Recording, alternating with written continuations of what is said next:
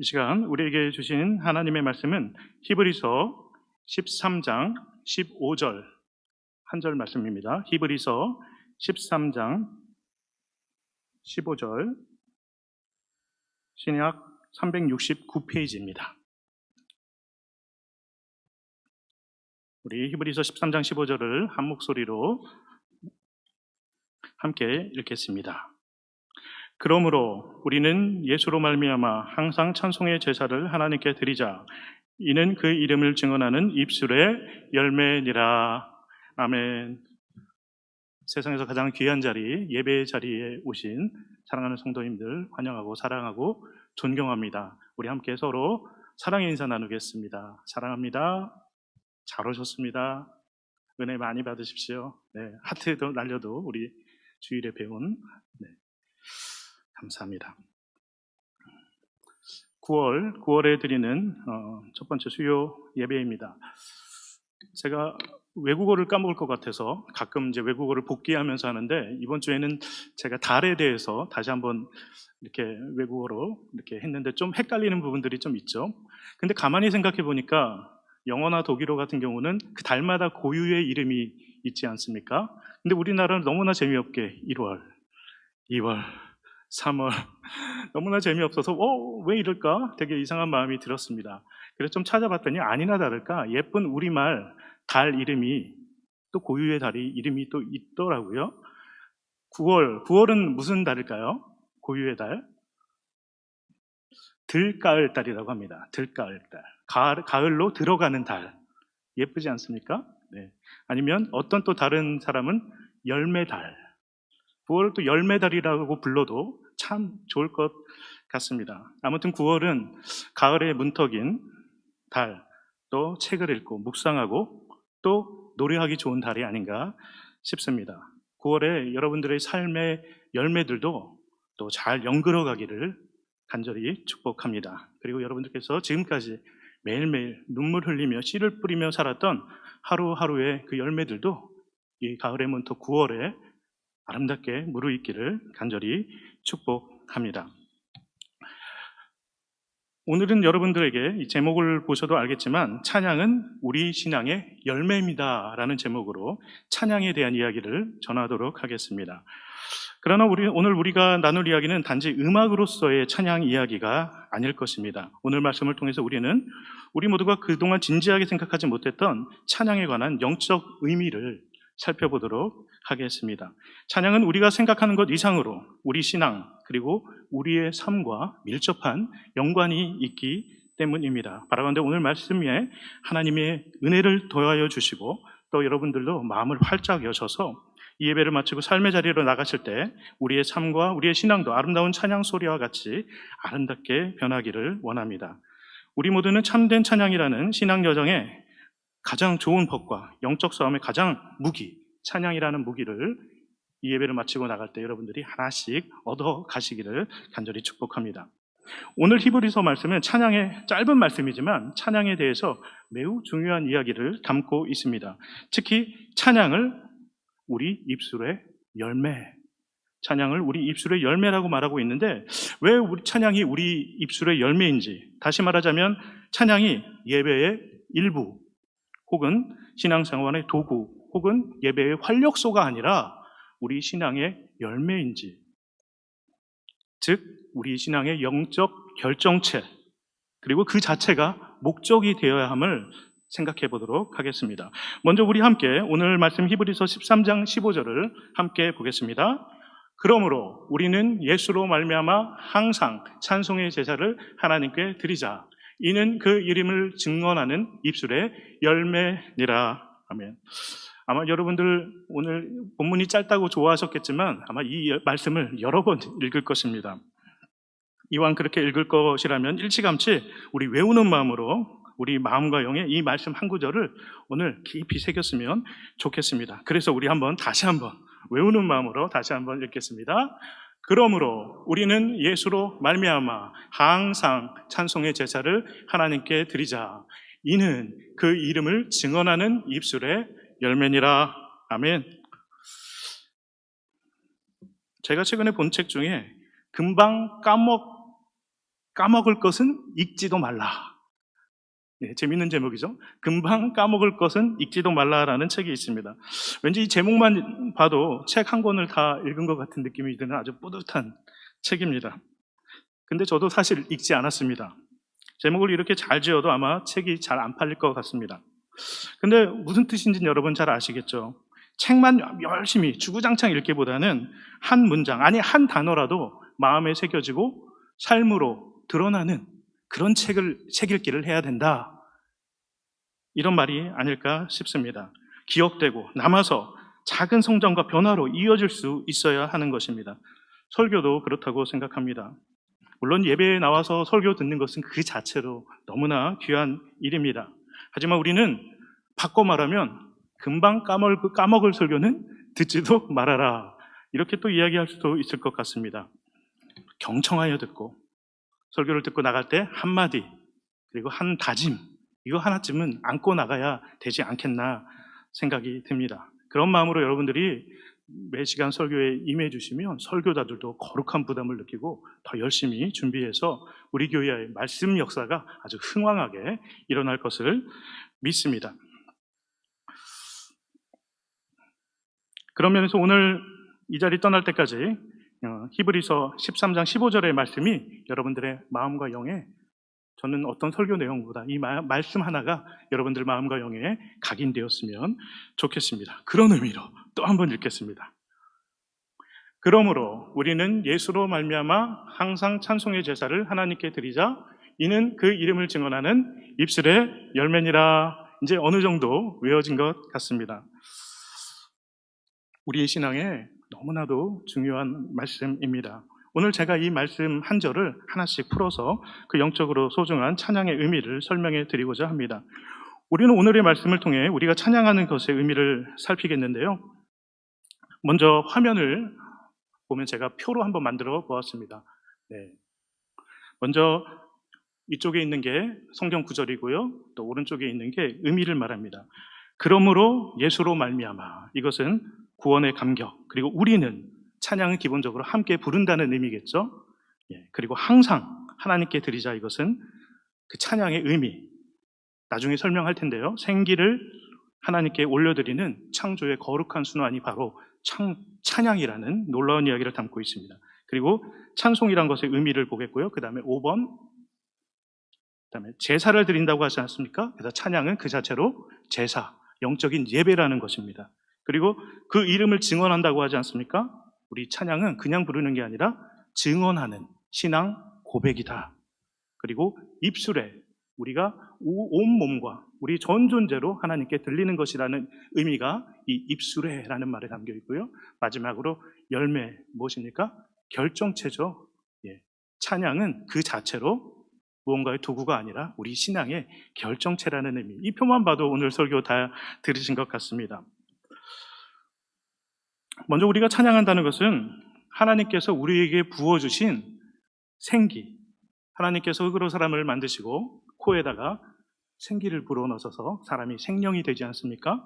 그 생기가 하나님으로부터 시작됐다는 것이죠. 우리가 지금 날숨과 들숨을 하는 이 호흡이 하나님으로부터 시작된 거룩한 생기라는 사실입니다. 찬양이란 뭐냐면 하나님께서 불어주셨으니까 우린 하나님께 또 돌려드리는 거죠. 그래서 하나님께 이 거룩한 생기 위에다가 우리의 신앙 고백과 음악을 담아서 하나님께 생기를 돌려드리는 아주 거룩한 창조만큼이나 거룩한 행위라는 것입니다. 창세기 2장 7절 말씀입니다. 여호와 하나님이 땅의 흙으로 사람을 지으시고 생기를 그 코에 불어 넣으시니 사람이 생명이 되니라. 우리는 찬양할 때 늘 이것을 기억했으면 좋겠습니다. 내 힘으로, 내 호흡으로 하는 게 아니라 내가 지금 노래하는 이 호흡은 하나님이 주신 거룩한 생기다. 그럼 찬양이 달라지겠죠? 이것이 바로 찬양의 첫 번째 본질입니다. 하나님이 사람을 만드시고 그 코에 생기를 부어넣으시고 사람이 다 깨어날 때 얼마나 하나님 마음이 좋으셨겠습니까? 얼마나 기쁘셨겠습니까? 여러분들 자녀들이나 손주들 아침에 깨어나거나 태어났을 때 얼마나 예쁩니까? 바로 그 마음이었던 것 같습니다. 여러분, 그 자녀들이나 손주들이 어떤 선물 줄 때 가장 기분 좋으십니까? 그렇죠. 내가 낳은 자녀, 내 손주들이 나를 기억하고 나를 위해서 노래 한 가락 불러줄 때 얼마나 예쁘고 얼마나 좋은지 모릅니다. 요즘 제가 가장 후회하는 일이 하나 있습니다. 제 아들이 지금은 이제 사춘기 정점을 찍고 있는, 등치가 저보다 큽니다, 이제. 근데 제 아들이 초등학교 1학년 때 한 수련회에 같이 가서 아름다운 예배당에서 오르간이 있길래 제가 반주를 하고 아이가 예쁜 찬양을 불러서 그것을 녹화해 놓은 동영상을 잊어버렸던 거. 그 노래를 더 이상 들 수 없는 게 저는 너무 지금 요즘 아쉽습니다. 어떤 비싼 값을 치르고라도 그 동영상을 찾고 싶은데 찾을 길이 없습니다. 사랑하는 여러분, 우리 한 사람 한 사람은 하나님이 그런 마음으로 사랑하는 하나님의 자녀들이라는 거. 그래서 우리 찬양을 하나님은 너무나 기뻐하신다는 거 여러분 꼭 기억하시기 바랍니다. 하나님은 그래서 우리 찬양을 제일 좋아하시는 것입니다. 뭐 잘하고 못하고를 떠나서 우리가 부르는 찬양 자체를 하나님은 기뻐하시고 가장 좋아하신다는 것입니다. 그리고 생기의 호흡은 우리가 쉬고 싶을 때만 쉬는 게 아니라, 그리고 멈추고 싶다고 멈춰지는 것도 아니죠. 그래서 항상 일어나는 일입니다. 그래서 오늘 본문에도 항상 하나님께 드리자라는 항상 이라는 표현이 들어 있는 것입니다. 우리가 생각 없어도 또 자고 있을 때도 숨을 쉬듯이 하나님과 그 생기로 연결되면요, 가만히 있어도 잠을 자도 우리의 숨소리가 찬양이 될 수 있다는 것입니다. 그래서 하나님을 향한 그 찬양의 마음이 가득한 사람은 잘 때도 또 숨 쉴 때도 자기도 모르게 그냥 찬양을 하면서 늘 찬양이 가득한 찬양의 존재가 되는 것입니다. 다음으로 오늘 히브리서 13장 15절은 찬송의 제사, 기억나시죠? 찬송의 제사라고 말하고 있습니다. 제사는 오늘날의 예배를 말하는 것입니다. 그렇습니다. 찬양은 결코 예배의 일부로서만 존재하는 게 아니라 그 자체로 찬송의 제사, 예배라는 것입니다. 얼마나 놀라운 말입니까, 여러분? 그 안에 말씀도 들어있죠. 찬양 안에 말씀 들어있잖아요. 그리고 또 찬양이 들어있고, 또 때로는 기도 같은 찬양도 있죠. 그리고 결단도 있고요.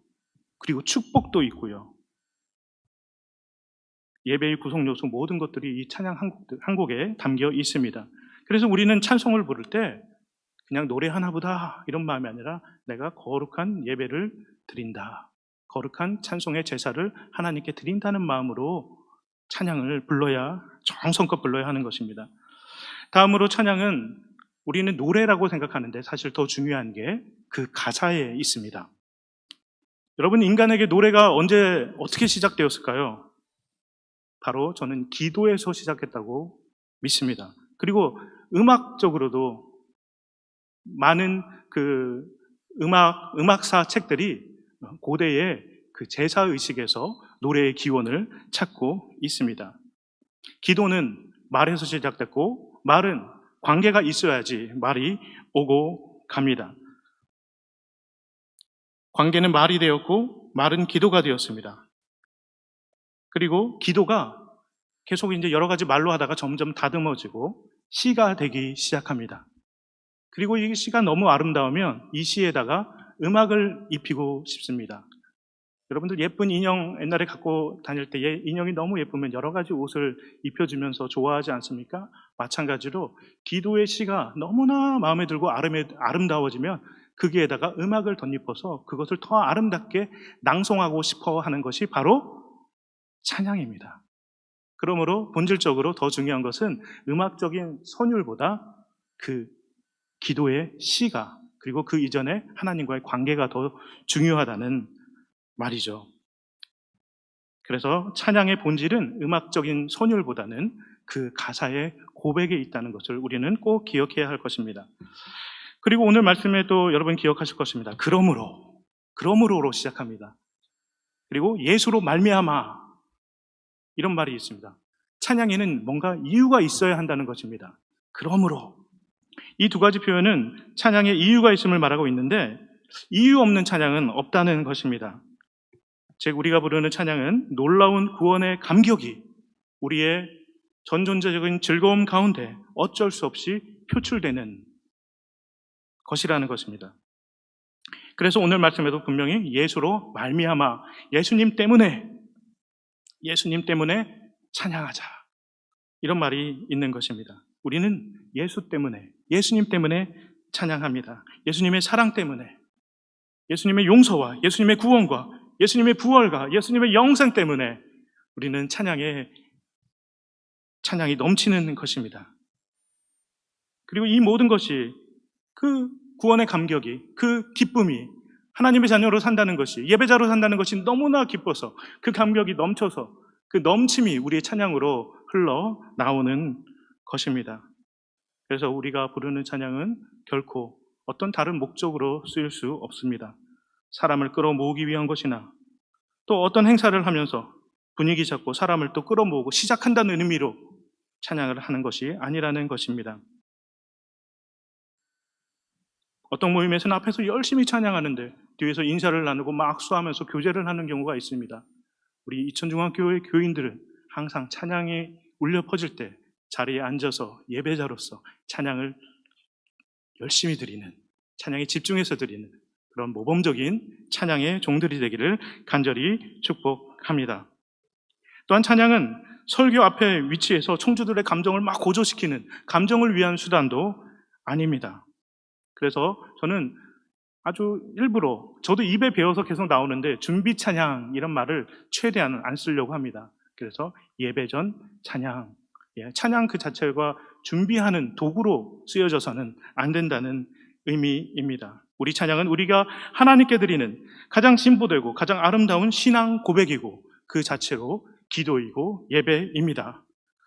다음으로 우리가 찬양한다는 것은 하나님과 그리스도 예수를 증언하는 것입니다. 아까 증언한다는 말 기억나실 것입니다. 히브리서 저자는 찬송의 입술로 그 이름을 증언하는 것이라고 분명하게 말하고 있습니다. 여러분, 증언을 왜 합니까? 객관적으로 어떤 사실을 확증하기 위해서 증언하는 것입니다. 재판정에서 증언할 때 어떻게 합니까? 선서를 합니다. 미국에서는 성경에 손을 얹고 선서를 하고 증언을 합니다. 거짓말하면 정말 큰일 나는 게 증언입니다. 증언을 할 때는 또한 내가 무슨 말을 하고 있는지 정확하게 알고 말해야 됩니다. 무슨 말을 하고 하는지도 모른 채 그냥 가사만 따라가는 것은 증언이 아닙니다. 그래서 심지어 법정에서는 변호사한테 물어본 다음에 변호사가 하라는 말만 따박따박 합니다. 그토록 증언은 준엄한 것이기 때문입니다. 그것이 바로 증언입니다. 오늘 말씀은 우리의 찬송이 증언이라고 말하고 있습니다. 찬송을 부를 때 우리는 그런 마음으로 가사 한 구절 한 구절을 또박또박 마음에 새겨가면서 불러야 합니다. 어느 날 여러분 찬송 부르다가 이런 생각 드신 적, 이 찬송가 이렇게 은혜로운 가사였어? 이런 적 있으시죠? 다들 고개를 끄덕끄덕 하십니다. 물론 그때그때 주시는 주님의 새로운 은혜이기도 하겠지만 대부분 경우에 평소에 가사를 깊이 생각하지 않고 그냥 선율 따라 부르다가 그날따라 가사를 봤더니 이렇게 은혜로운 가사였구나, 이런 경우가 더 많습니다. 우리는 그냥 습관적으로 이렇게 찬송을 흘려서는 안 되고 증언하는 마음으로 불러야 할 것입니다.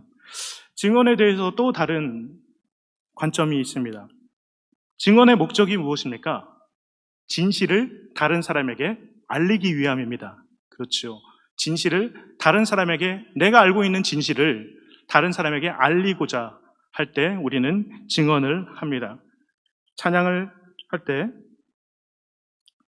우리의 증언이 우리 서로에게 그리고 다른 이들에게 찬양의 선율을 타고 그 증언이 전달된다는 것입니다. 찬양의 설인 복음의 진리가 우리의 찬양을 타고 세상 사람들에게 증언이 된다는 것입니다. 그러므로 우리는 찬양을 부를 때 증언자요, 전도자요, 선포자의 마음으로 불러야 한다는 것입니다. 다음으로 찬양의 본질은 함께 부름, 함께 부름. 그러므로 우리는 이렇게 있지 않습니까? 찬양은 우리를 하나로 엮어줍니다. 아까 예찬 선교단이 찬양할 때 여러분들이 하나가 되어서 찬양하는 소리가 너무나 감동이 되었습니다. 오늘 히브리서 말씀은 우리는 찬송의 제사를 드리자. 우리는 찬송의, 너는, 나는 드릴래, 너는 드려, 이게 아니라 우리는 찬송의 제사를 드리자라고 말하므로 찬송이 본질적으로 함께 두 사람이 모이든 세 사람이 모이든 함께 부르는 것임을 말하고 있습니다. 우리가 함께 찬양을 부른다는 것은 놀라운 일입니다. 그리고 하나님께서 너무나도 기뻐하시는 일입니다. 우리는 너무나 당연해서 잘 모르는 것 같지만 여러분, 세상 사람들이 교회를 바라볼 때 여러 가지 삐뚤어진 시각도 있지만 가장 부럽고 가장 신기하게 생각하는 것이 무엇인지 아십니까? 바로 피 한 방울 섞이지 않은 사람들이 매주 모여서 한 하나님을 찬양하면서 함께 예배드리는 그 자체, 이것이 세상 사람들 관점에서는 너무나 신기한 거예요. 그 놀라운 일들에 여러분들이 늘 함께하고 계신 것을 여러분들은 아셔야 할 것입니다. 저는 가끔 독창으로도 특송을 하고 또 중창을 지도하고, 지난주에는 어떤 형제들이 나와서 형제가 함께 찬양하는 아름다운 모습을 보였고, 또 코로나로 인해서 지금 성가대가 모이지 못하는 관계로 여러 가지 특송자들이 또 모습을 이렇게 함께 이렇게 찬양하는 모습을 보여주시기도 하고, 또 얼마 전에는 우리 남성 중창단이 아주 힘찬 찬양을 부르기도 했고, 또 독창으로 여러 모습으로 이렇게 찬양하는 모습들이 너무나 아름답습니다. 그런데 제가 가장 감동하는 찬양은 바로 주일 예배 회중 찬양입니다. 어쩔 수 없이 제가 앞에서 마이크를 대고 찬송을 인도하지만 때로는 제 마이크를 끼고 여러분들과 함께 섞여서 여러분들의 찬송 소리를 온전히 들으면서 함께 마음껏 찬양하고 싶은 마음이 들 때가 있습니다. 그래도 앞에 나와서 이렇게 찬송을 인도하면 장점이 있습니다. 바로 여러분들은 잘 모르시겠지만 저는 여러분들이 함께 한 하나님을 하나가 되어서 찬양하는 모습을 볼 수 있다는 그런 특권이 있습니다. 그런 모습이 너무 아름답다는 것을 여러분 꼭 기억하셔서 회중 찬양 부르실 때 정말 감격의 찬송을 늘 불러주시기를 부탁드리겠습니다. 물론 그 안에 음을 못 잡으시는 분들도 있겠죠. 그리고 목소리가 조금 탁하신 분들도 있고, 또 너무 튀거나 또 너무 작은 분들도 있겠지만 아닙니다. 하나님 앞에서는 우리 모두 하나님의 가장 사랑하는 아들과 딸들이고, 그리고 같이 노래할 때 모두가 하나 되어서 서로의 부족한 모습을 품어주면서 하나의 소리로 찬송이 아름답게 울려 퍼집니다. 함께 울려 퍼지는 찬양 소리, 세상에서 가장 아름다운 하나님, 예수님, 성령님을 찬양하는 것은 그 자체로 가장 아름다운 음악입니다. 그리고 우리가 함께 찬양한다는 그 자체로 기적과 같다는 것, 그리고 매주일 그 찬송의 아름다움을 느끼시면서 찬양하는 여러분 되시기를 축복합니다. 마지막으로 우리가 드리는 찬송의 제사는 입술의 열매입니다. 우리는 열매를 통해서 그 나무가 좋은 나무인지 나쁜 나무인지 알 수 있습니다. 예수님께서는 마태복음 12장 33절에서 다음과 같은 우리가 잘 아는 말씀을 하셨습니다. 12장 33절입니다. 마태복음, 나무도 좋고 열매도 좋다 하든지 나무도 좋지 않고 열매도 좋지 않다 하든지 하라. 그 열매로 나무를 아느니라. 아멘. 그러므로 우리는 우리 입술의 열매인 찬송을 통해서, 찬송이 우리 입술의 열매니까 우리가 부르는 찬송을 통해서 우리가 영적으로 좋은 나무인지 나쁜 나무인지 판가름 받는다는 것입니다. 우리가 예배를 잘 드리고 있는지, 우리 신앙이 어떠한지 우리의 찬송의 열매를 통해서, 그 입술의 열매를 통해서 가늠받는다는 것입니다. 그러므로 우리가 찬송을 어떤 마음으로 해야 되는지가 너무나도 중요하다는 것입니다. 앞서 저는 찬양이 하나님께서 우리에게 불어주신 생기를 하나님께로 다시금 돌려드리는 거룩한 행위라고 말씀드렸습니다. 그러므로 생기, 호흡 아니겠습니까? 우리가 찬양할 때 가장 중요한 것은 어떤 소리가 아닙니다. 노래를 우렁차게 높은 음을 쫙 뽑아낸다고 잘하는 찬양이 아니라 더욱 중요한 것은 생기, 우리의 호흡이 더 중요하다는 것입니다, 여러분. 바로 하나님께서 우리에게 생기를 부어주셨기 때문에 이 하나님의 아름다운 생기를 잘 간직하고 있다가 이 생기를 아름답게 하나님께 돌려드리는 그 호흡이 가장 중요하다는 것입니다. 그래서 그 호흡을 내뱉을 때 호흡의 결이 너무나 중요합니다. 여러분, 아벨의 제사 기억나십니까? 네.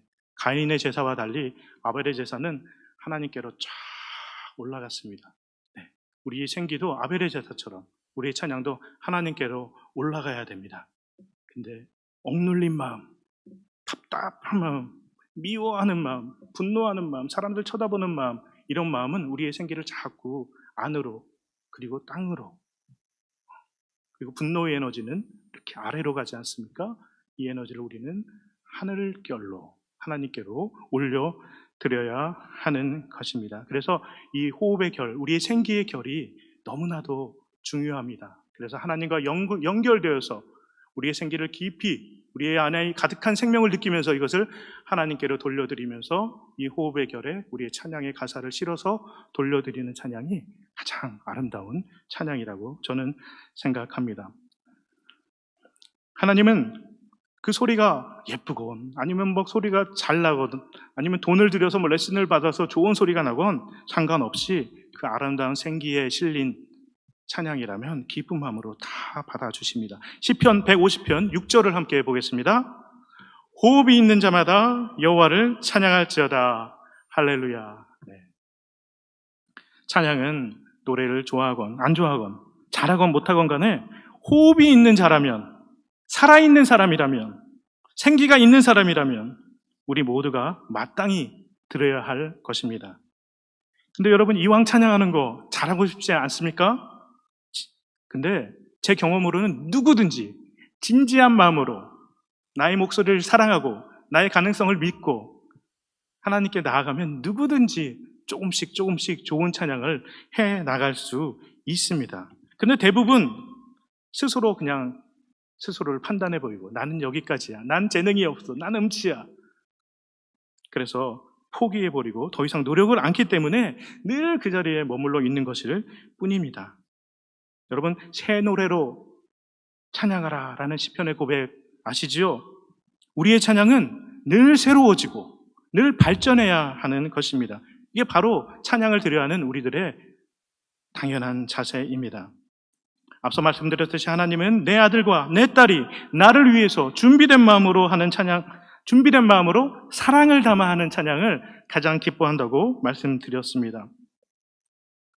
그래서 여러분들 스스로를 판단하지 마시고 사람들의 평가에 자기를 내놓지 마시고 나는 하나님이 가장 기뻐하시는 찬양을 하는 하나님의 아들이야, 하나님의 딸이야, 이런 마음으로 자신 있게 찬양하시기를 바랍니다. 노래로 먹고 살 거 아니면 잘하고 못하고 별 상관없는 것 같습니다. 대신 최대한 정성껏 정성스럽게 찬양할 것이고 특히 조금씩이라도 더욱 아름다워지는 찬양을 하려고 여러분 노력해 보십시오. 정말 좋아집니다.